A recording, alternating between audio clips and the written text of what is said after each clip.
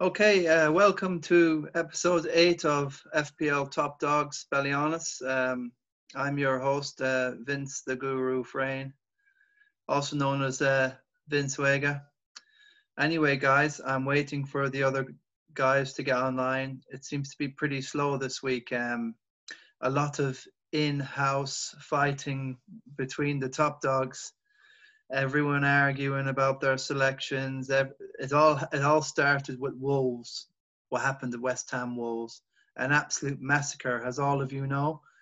Any who got your Sars in, or your Podence in, or your Patricio in, Jimenez, all them absolutely dead rubbers. Anyway, enough of that for the moment, and let's have the credits.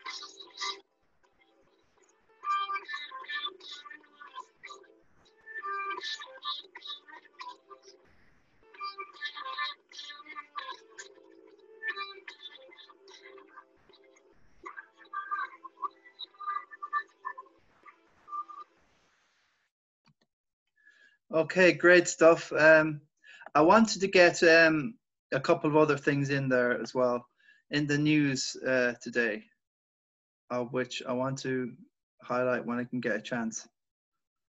Right, just before we carry on here, just the latest news with Man City signing Ruben Diaz from Benfica for 65 million. That will probably shore up the defence with Nathan Ake. Still looking for Laporte to come back, and John Stones nowhere near the form of old. Otamendi's gone in the opposite direction, so this could be a good move for City anyway to shore up that defence after what happened to them with Leicester, a total annihilation. Also, the same place, Benfica, Vinicius is a possible for Tottenham. Something up to 36 million. It's going to be a loan for the time being. So anyway, that didn't come up there. But yeah, there it is there. Vinicius will be a backup to Harry Kane. Tottenham obviously have Gareth Bale. My new shirt. Thank you. I have to christen the occasion with Gareth coming. I'm very realistic that he is basically just a body at the minute. He's not going to go to Wales. Ryan Giggs has relinquished his responsibility there. And also with Harry Kane and Eric Dyer, obviously the English internationals have been made 2 o'clock today. And obviously Mourinho coming out there, well, will please think of the safety of the players. England squad, full squad information, Sky Sports is the best place to go. Yeah, I didn't receive the information. I'm sure Harry Kane got called up. The question is, did Dominic Calvert-Lewin get called up?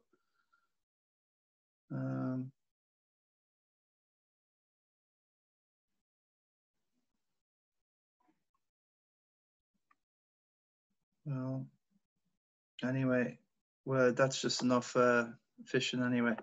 So what happened last week? Apologies for this internet, is a joke.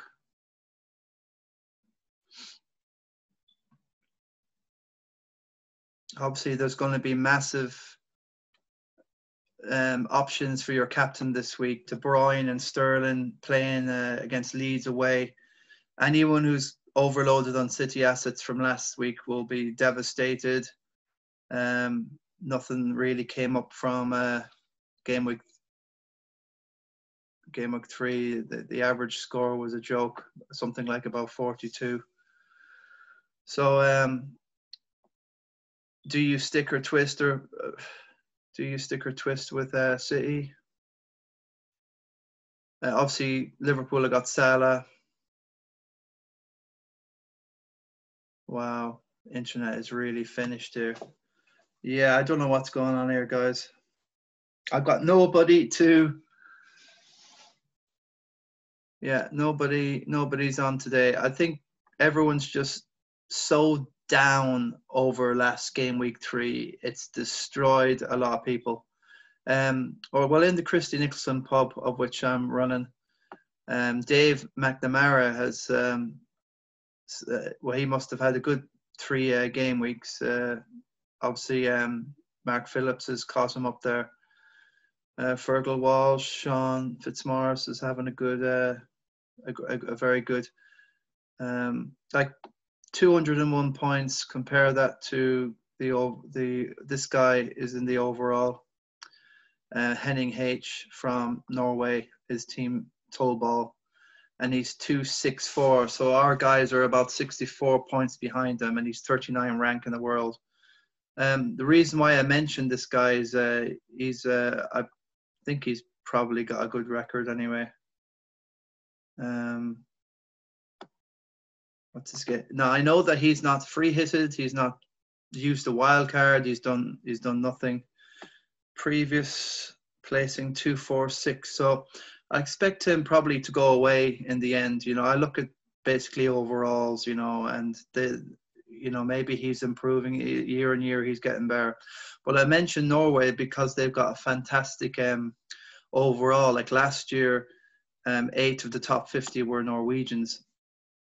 So if you go into the Norwegian league, he's in there with a guy called Pookie. Obviously, I think that's where Pookie's from, maybe Norway. I'm not sure. But this guy, Remy Webb, he's triple captain already. So what you've got to keep in mind, loads of people have triple capped and used wild cards and are using all their chips early or whatever the story is. He's got a lot of work to do, but he's triple captain Werner there. And I expect these guys to kind of go away in a way, because my strategy is to keep all my chips until the end and be careful. I don't mind wildcarding early. I don't mind wildcarding. I do an early wildcard. Early, once I get it, and early after Christmas and the New Year, I wildcard. And then the real game starts. Now, obviously, he's got a mix of Salah and De Bruyne. He's got a little to and fro in there to kind of transfer. And he's got the option of Salah for captain against Villa. Obviously, you guys who have the Liverpool assets, you'll go all in on the Liverpool. The guys who got the Werners or the Havertz, might go all in. But Crystal Palace are dangerous and they're well organised, and I don't expect a rout. Palace have shown what they can do to United in the first game week. Everton have a lovely fixture. Brighton have just conceded 6 goals against United. Albeit Mopé and Trossard will feel like they've been hard done, especially Trossard. But Brighton away from home aren't the best, although they did beat Newcastle 3-0. I fancy Everton just to overrun them. I love Everton always have that dynamic midfield triangle. They've got Gomez, Decore, and they've got the other guy from Napoli, Alan. And Rodriguez is just floating in among them, and Carlson and DCL. And there's even goals from the defenders now. Keane is chipping in with something. So I fancy Everton to overpower Brighton. I fancy Everton also because they're not in Europe. A lot like Wolves and Leicester, they've got a free run at it. And also Southampton have handy games. You know, they've all the Southampton, Leicester, Everton, and Wolves. Those 4 teams in particular have phenomenal game weeks. They're not facing anybody in the top 6 until about early November. Now we're coming up to an international break. After this game week, we'll have no Premier League or episodes for a couple of weeks. England play Wales in a friendly. Ireland have got Slovakia away.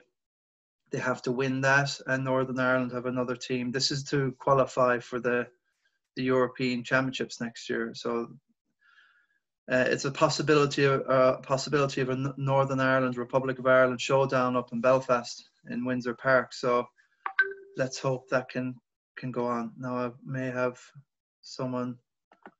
Pavlo from Ukraine. Yeah, he won't be joining us. I did ask him, but he's got training at the minute, so that's okay. I'll just take this episode on my own this week. There's no harm in that. I'll keep it going anyway until the lads have sorted out their grievances. Seriously, a lot of fighting. The guys are just angry with each other, blaming them for this and that, and it's just the evolution of the program. So we got Leeds and Man City here. So if you've had a De Bruyne or Sterling captain, you got your City. I would still keep them. They looked really good against Burnley midweek in the Carabao Cup. 3-0 Sterling's got. I'm keeping them anyway. And what I'm going to do in the long run is I'll figure out what to do with Liverpool very soon. I'm not going to leave it. After this international break, I'll figure it out. Okay, cool. So Leicester now, gold. Anything to do with Leicester. Now there's a worry. Will Vardy start? Will Vardy be okay? He's got a groin strain. We've seen Vardy like this before.